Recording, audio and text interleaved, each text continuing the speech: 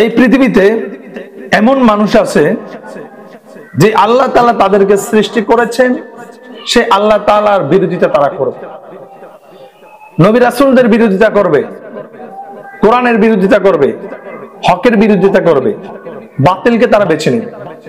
তাদেরকে উদ্দেশ্য করে রব্বুল আলামিন বলেন, হাল আতা আলাল ইনসানি হিনুম মিনাদ দাহর লাম ইয়াকুন শাইআম মাযকুরা ইন্না খলাকনাল ইনসানা মিন নুতফাতিন আমশাজ নাবতালিহি ফাজআলনাহু সামিআন বাসীরা।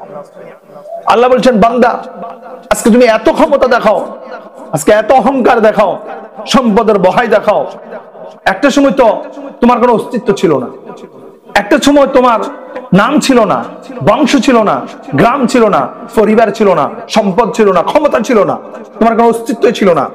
হাল আতা আলাল ইনসান হিনুম মিনাদ দাহর লাম ইয়াকুন শাইআম মাযকুরা। যখন তুমি তোমার মায়ের গর্ভের ভিতরে ছিলা, যখন তুমি তোমার মায়ের ফ্যাটে ছিলা, তখন তোমার দেহের মধ্যে রূহ ছিল না। নাফাক পানি থেকে আমি তোমাকে তিলে তিলে রক্ত করেছি, রক্ত থেকে মাংসপিণ্ডে পরিণত করেছি, এরপরে হাড় দিলাম, এরপরে তোমাকে আস্তে আস্তে করে তোমার দেহের ভিতরে আমি হাড়টা দিয়ে দিলাম, তোমাকে হায়াত দিলাম, দেওয়ার পর আমি তোমাকে বড় করে দুনিয়ার জমিনে আমি তোমাকে পাঠিয়ে দিয়েছি। আজকে তুমি সেই ব্যক্তি ক্ষমতার বহাই দেখাও, আজকে তুমি সেই ব্যক্তি হকের বিরোধিতা করো। একটা সময় তোমার অস্তিত্ব কোনো অস্তিত্বই ছিল না। আল্লাহ তাআলা বলছেন, ইন্না খলাকনাল ইনসান মিন নুতফাতিন আমশাজ নাবতালিহি ফাজআলনাহু সামিআন বাসীরা। আমি মা বাবার সংমিশ্রণের মাধ্যমে আমি মানুষকে সৃষ্টি করেছি, এজন্য সৃষ্টি করেছি যেন আমি তোমাদেরকে পরীক্ষা করতে পারি। আমি তোমাদেরকে আকল দিয়েছি, আমি তোমাদেরকে দৃষ্টি শক্তি দিয়েছি। বান্দা ভালো করে চিন্তা করো, ওয়া মাকার ওয়া মাকারাল্লাহ ওয়াল্লাহু খায়রুল মাকিরিন। তোমরা চক্রান্ত করো, কৌশল করো। কার সাথে চক্রান্ত করো? কার সাথে কৌশল করো? তোমরা যার সাথে কৌশল করবা যে আমি আল্লাহর সাথে চক্রান্ত করবা, আমিই তো চক্রান্ত তোমাদেরকে শিখিয়েছি, আমিই তো তোমাদেরকে দুনিয়াতে পাঠিয়েছি। একটা কথা মনে রাখবা, তোমাদের চক্রান্ত যেখানে শেষ, তোমাদের কৌশল যেখানে শেষ, সেখান থেকে আমি আল্লাহর কৌশল, আমি আল্লাহর চক্রান্ত শুরু হয়ে যাবে। এজন্য বান্দা, যদি দুনিয়াতে সম্মানের সহিত থাকতে চাও, শান্তিতে থাকতে চাও, পরকালে যদি জান্নাতের মেহমান হতে চাও, জান্নাতুল ফেরদাউসের মেহমান হতে চাও, আমার মদিনাওয়ালা নবীর যদি সুপারিশ চাও, তাহলে তুমি কি করবা না?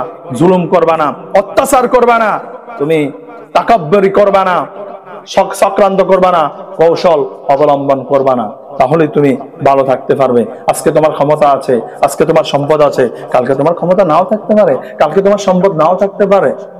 এই জন্য আমি বলবো, যারা বর্তমানে ক্ষমতা দেখাচ্ছেন, চক্রান্ত করতেছেন, বেশি না স্বৈরাচারীর কথা চিন্তা করেন।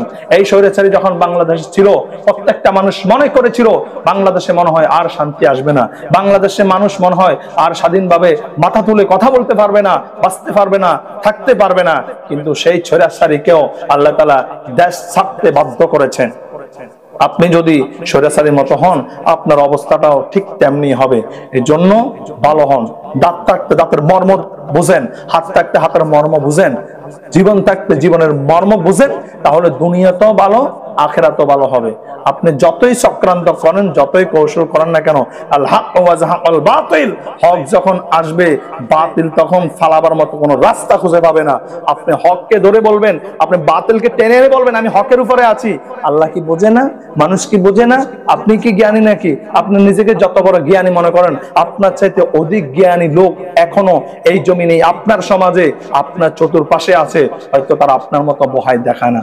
এজন্য আসুন, আল্লাহর পথে আসুন, আল্লাহর রাস্তায় আসুন। সম্মান পেতে চাইলে অবশ্যই মানুষকে সম্মান দিতে হবে। দুনিয়াতেও ভালো থাকতে পারবেন, পরকালেও কল্যাণকামী হতে পারবেন। আল্লাহ যেন আমাদের প্রত্যেককে সহিহ সমাজ দান করে, আর যদি হেদায়েত না থাকে, আল্লাহ যেন ধ্বংস করে দেয়, ধূলিসাৎ করে দেয়।